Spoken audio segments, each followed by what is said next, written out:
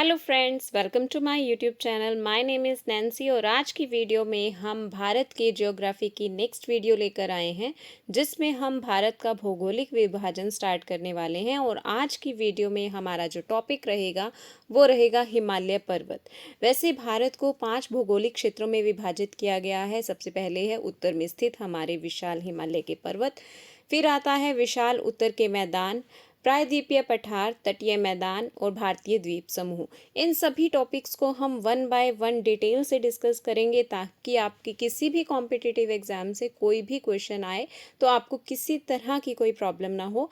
आज जो टॉपिक रहेगा वो रहेगा हिमालय पर्वत। अपनी पिछली वीडियो में भारत का भौगोलिक विस्तार हमने डिटेल से पढ़ा। हमने भारत के पड़ोसी देशों के बारे में पढ़ा कि कौन से पड़ोसी देश हैं और किससे हमारी कितनी स्थल सीमा या जल सीमा लगती है, और कौन से राज्य किस देश को टच करते हैं। ठीक है, इसी तरह से हिमालय पर्वत से भी बहुत डिटेल में हम क्वेश्चन पढ़ने वाले हैं, तो वीडियो को एंड तक ज़रूर देखिएगा। So let us start. सबसे पहला क्वेश्चन बनता है कि हिमालय पर्वत का निर्माण कैसे हुआ और ये किस प्रकार के पर्वत हैं। तो इसका आंसर ये है कि हमारा जो हिमालय पर्वत है वो एक वलित पर्वत श्रृंखला है, और इसका निर्माण हमारे इंडियन प्लेट और यूरेशियन प्लेट के आपस में टकराने से हुआ था। अब इंडियन प्लेट और यूरेशियन प्लेट में क्या स्टोरी है, बहुत इजी है। हमने पहले भी अपनी जियोग्राफी की कई वीडियोस में इस टॉपिक को बार बार डिस्कस किया है कि हमारी जो अर्थ में स्टार्टिंग में लैंड मास जो था वो एक था, धीरे धीरे वो टूटा और अंगारा लैंड और गोंडवाना लैंड में डिवाइड हो गया। इंडिया जो था वो गोंडवाना लैंड का हिस्सा था और यूरेशिया का हिस्सा जो था नॉर्दर्न हेमिस्फीयर में था।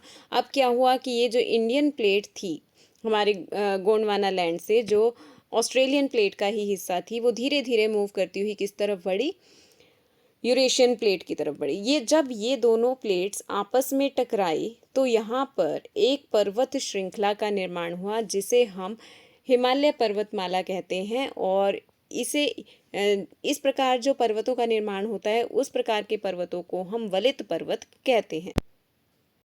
सेकंड क्वेश्चन आता है कि हिमालय का विस्तार कितना है, कहाँ से लेकर कहाँ तक फैला हुआ है।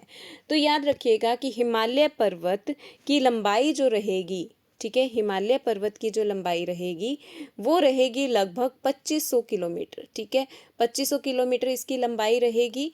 ठीक है, और अगर इसकी चौड़ाई की बात की जाए, you can see in this image कि यहाँ पर पश्चिम की तरफ इसकी चौड़ाई जो है वो ज़्यादा है, और जैसे जैसे हम पूर्व की तरफ आते हैं इसकी चौड़ाई कम हो जाती है। तो लगभग 400 किलोमीटर या 350 किलोमीटर तक इसकी जो चौड़ाई रहेगी वो पश्चिम में रहेगी, और जैसे ही पूर्व में आएंगे तो लगभग 150 किलोमीटर तक इसकी चौड़ाई हो जाती है। ठीक है, अब एक और क्वेश्चन आता है कि पश्चिम में इसका जो टिप है वो क्या है। तो पश्चिम में ये नंगा पर्वत से लेकर पूर्व में ये नामचा बरवा तक फैले हुए हैं। ठीक है, तो हमने अब तक डिस्कस किया कि हिमालय एक वलित पर्वतमाला है।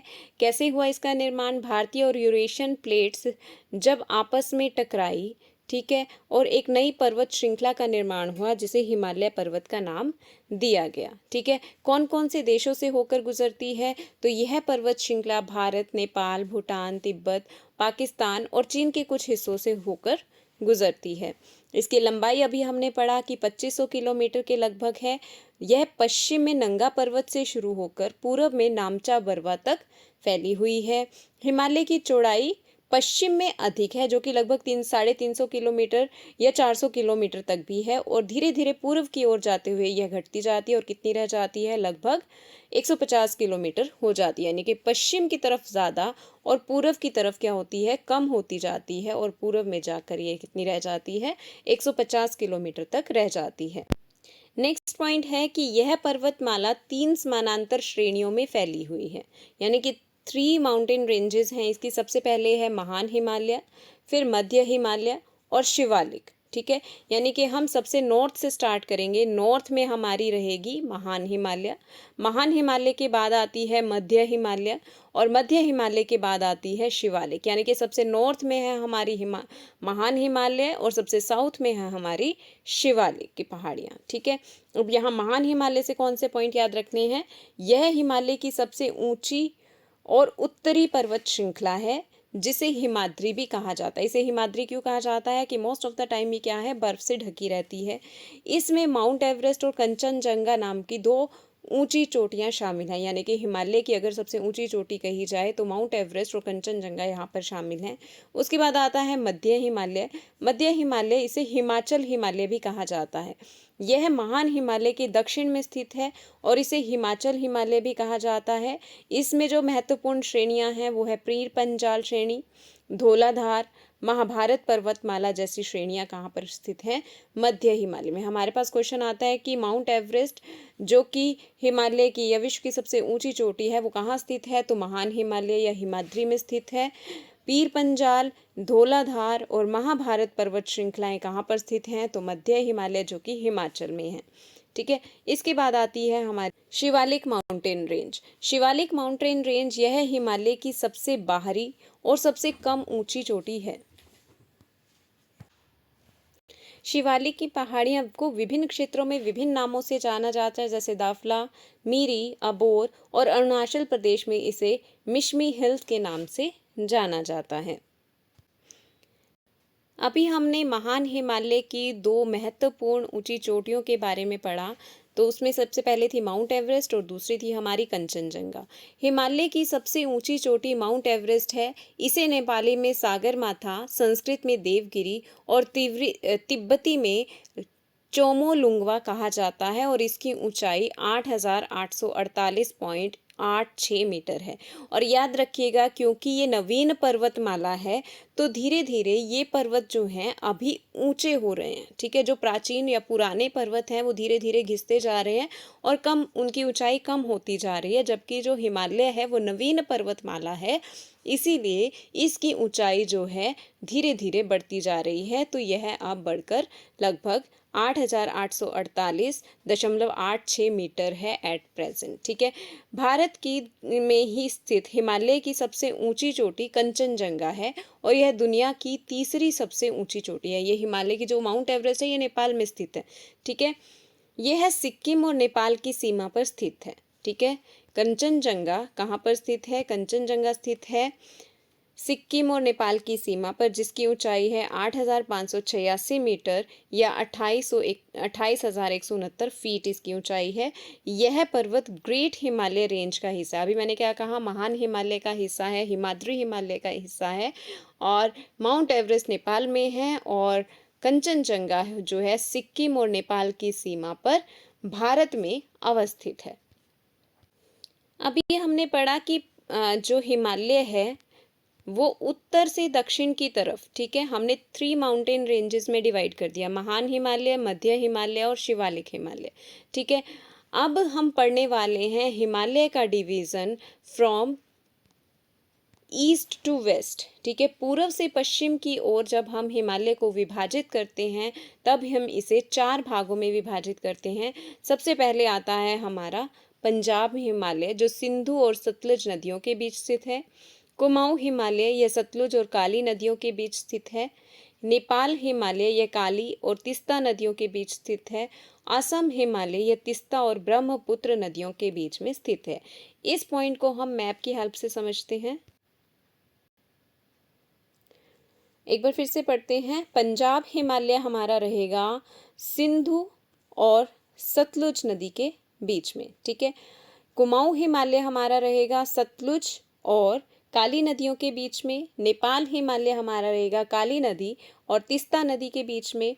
और आसाम हिमालय हमारा रहेगा तीस्ता और ब्रह्मपुत्र नदी के बीच में। यानी कि कौन कौन सी नदियां आ रही हैं यहाँ पर आ रही है हमारी सिंधु, सतलुज, काली नदी, तीस्ता और ब्रह्मपुत्र। ठीक है, इसी के अकॉर्डिंग, नदियों के अकॉर्डिंग हमने इस हिमालय का जो है पूर्व से पश्चिम की तरफ पूरा डिवीज़न किया है। ठीक है, और इन सभी टॉपिक्स को हम डिटेल्स में अपनी अगली वीडियो में पढ़ेंगे कि हाँ जी पंजाब हिमालय में कौन सी महत्वपूर्ण चोटियां हैं या कुमाऊं में कौन सी है, नेपाल में कौन सी है। ठीक है, नेक्स्ट पॉइंट है कि हिमालय में स्थित कुछ महत्वपूर्ण दर्रे। दर्रे क्या होते हैं? 2 पहाड़ों के बीच जो संकीर्ण रास्ता या घाटी होती है और 2 अलग अलग क्षेत्रों या इलाकों को जोड़ती है, उसे क्या कहते हैं? दर्रा कहते हैं। जैसे ये दो माउंटेन रेंजेस के बीच का जो एरिया रहेगा इसको क्या कहा जाता है, दर्रा कहा जाता है। और हिमालय के कुछ महत्वपूर्ण दर्रे रहेंगे, बोमडिला दर्रा जो कि अरुणाचल प्रदेश में है, रोहतांग दर्रा हिमाचल प्रदेश, बोमडिला अरुणाचल प्रदेश, शिपकिला दर्रा जो रहेगा वो भी हमारा हिमाचल प्रदेश में रहेगा, और नाथुला दर्रा रहेगा हमारा सिक्किम में। लास्ट पॉइंट जो हम पढ़ने वाले हैं हिमालयन माउंटेन रेंज, तो यहाँ से हम पढ़ेंगे यहाँ की महत्वपूर्ण जो नदियाँ हैं। सबसे पहली आती है गंगा। गंगा जिसका उद्गम स्थल रहता है गंगोत्री हिमनद जो कि उत्तराखंड में। यहाँ से बहुत से क्वेश्चन बनते हैं। अगर आप ये पेज लर्न कर लिया तो इट मीन्स कि आपकी किसी ना किसी एग्जाम में इस यहाँ से क्वेश्चन तो 100% आपको मिलने वाला है।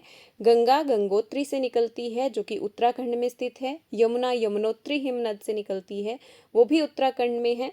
ब्रह्मपुत्र चेमायुंगडुंग हिमनद से निकलती है जो कि तिब्बत में स्थित है, ठीक है, यानी कि गंगा यमुना का उद्गम स्थल भारत ही रहेगा। सिंधु नदी मानसरोवर झील के पास तिब्बत से निकलती है।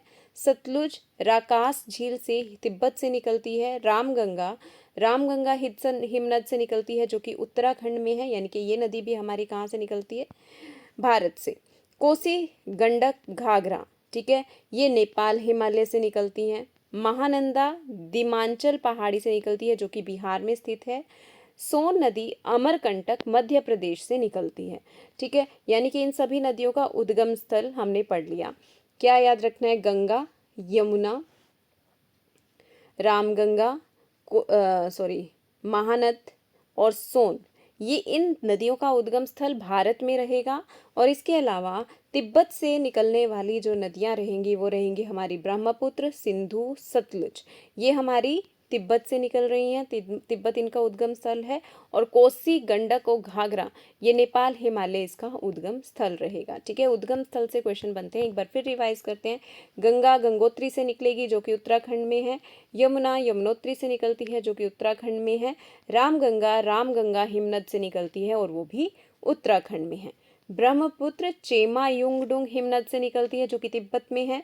सिंधु मानसरोवर झील के पास से तिब्बत से निकलती है, ठीक है। और सतलुज राकास झील से निकलती है जो कि तिब्बत में, यानी कि ये तीन नदियां कहाँ से हो गई, तिब्बत से। उसके बाद आती है कोसी गंडक घाघरा, ये नेपाल हिमालय इनका उद्गम स्थल रहेगा। महानंदा दिमांचल की पहाड़ियों से निकलती है जो कि बिहार में स्थित है। सोन नदी अमरकंटक मध्य प्रदेश इसका उद्गम स्थल रहेगा। तो इस तरह से हमने पढ़ा हिमालय से रिलेटेड कुछ इम्पॉर्टेंट पॉइंट्स को, और वहाँ की इम्पॉर्टेंट रिवर्स, उसका फैलाव कितना है, किस तरह से हिमालयन माउंटेन रेंज का निर्माण हुआ। Thank you, have a nice day.